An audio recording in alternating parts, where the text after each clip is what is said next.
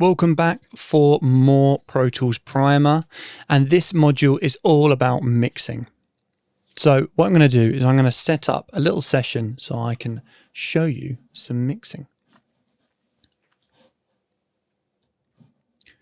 I'm going to take this and I'm going to take some music.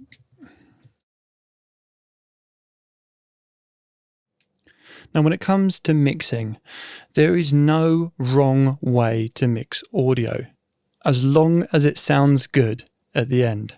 So many of the wonderful effects we know from the music realm come from happy accidents, people willing to try things. And sometimes the rule book gets in the way of being creative and being able to find workflows that work best for you. So there is no wrong way to mix audio, as long as it sounds good. And I know that's subjective too, but that's where I'm going to leave it. Now, when it comes to audio mixing, I like to reinforce the rule of 3. There should only be one pinnacle sound that draws in the attention and focus. And really, you don't want any more than 2 others supporting that.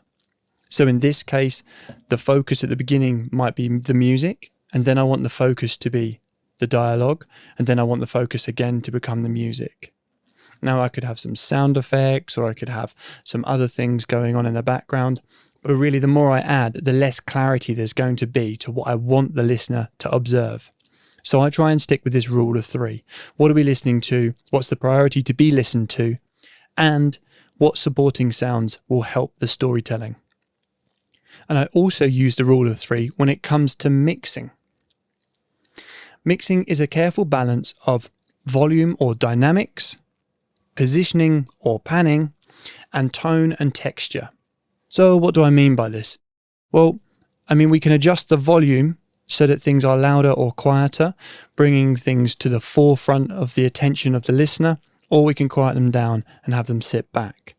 Or we can compress and squash the sound, leaving it tighter, or we can expand to make things feel bigger and more open. So that's the first thing, volume and dynamics. Next, we have panning, and we've got our panning functionality here, and we can make the music mono if we wanted to bring the tracks in like that. I'm doing this shortcut by holding down the 3 modifiers at the bottom, Control, Alt, and Command, and just clicking the function. That would be Windows, Alt, and Control on a PC, and that gives me quick access to that automation lane. You can click on volume to do the same. So I can change the panning and position things differently. When you're working in surround sound, it might be that you're spreading things around the room, and the invention of Dolby Atmos means that we can have things moving around within a 3D space. So that's positioning and panning. And then the third thing is tone and texture. And we might use some effects to make things sound different. We might use EQ to adjust the tone of voice or music. And those are the 3 that we're constantly balancing: volume, position, and tone.